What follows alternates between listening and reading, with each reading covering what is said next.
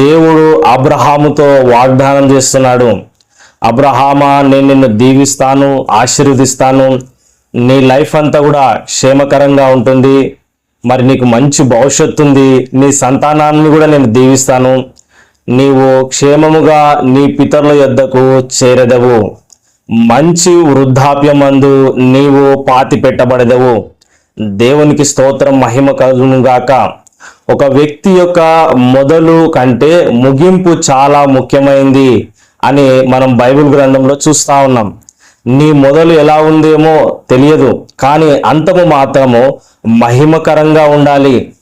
గొర్రెల కాపరుగా ఉన్న వ్యక్తి దావీదు మహారాజు మరి రాజుగా మరి వృద్ధాప్యమందు మృతి చెందినాడు.